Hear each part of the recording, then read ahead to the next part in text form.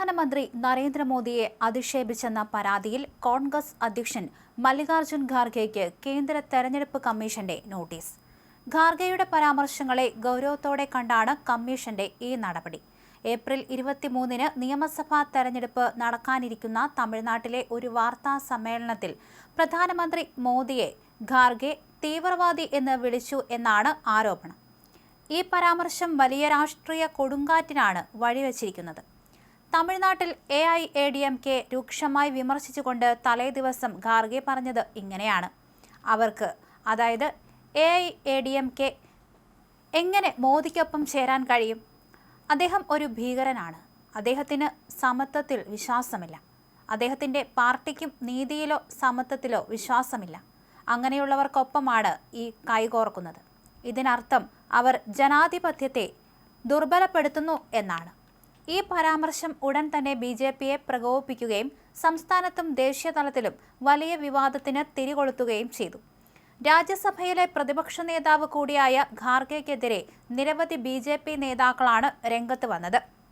ഖാർഗെയുടെ വിശദീകരണം ഇങ്ങനെയാണ്: വിവാദം കാട്ടുതീ പോലെ പടർന്നതോടെ കേന്ദ്ര ഏജൻസികളെ ഉപയോഗിച്ച് പ്രധാനമന്ത്രി മോദി പ്രതിപക്ഷത്തെ ഭയപ്പെടുത്തുന്നു എന്ന് അർത്ഥമാക്കാനാണ് താൻ ആ വാക്ക് ഉപയോഗിച്ചതെന്ന വിശദീകരണവുമായിട്ടാണ് ഖാർഗെ രംഗത്ത് വന്നത്.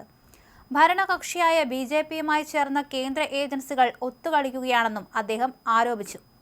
പ്രധാനമന്ത്രി മോദി എപ്പോഴും ഞങ്ങളെ ഭീഷണിപ്പെടുത്തുന്നു എന്നാണ് ഞാൻ വ്യക്തമാക്കാൻ ആഗ്രഹിച്ചത്. ആദായ നികുതി വകുപ്പും EDയും മറ്റ് സ്ഥാപനങ്ങളും അദ്ദേഹത്തിൻ്റെ കൈകളിലാണെന്ന് ഞാൻ നിങ്ങളോട് പറഞ്ഞു.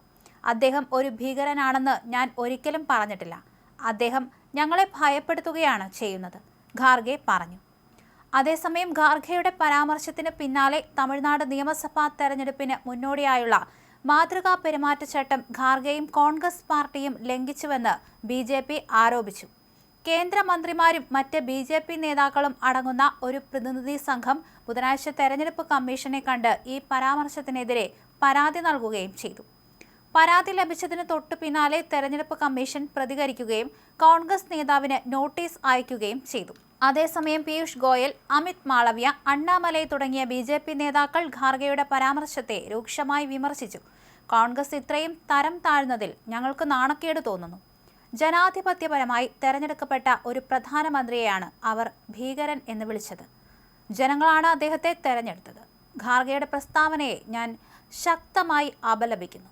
പ്രധാനമന്ത്രിയെയും രാജ്യത്തെ ജനങ്ങളെയും അധിക്ഷേപിച്ചതിന് അദ്ദേഹം മാപ്പ് പറയണമെന്ന് ഞാൻ ആവശ്യപ്പെടുന്നു, പീയൂഷ് ഗോയൽ പറഞ്ഞു.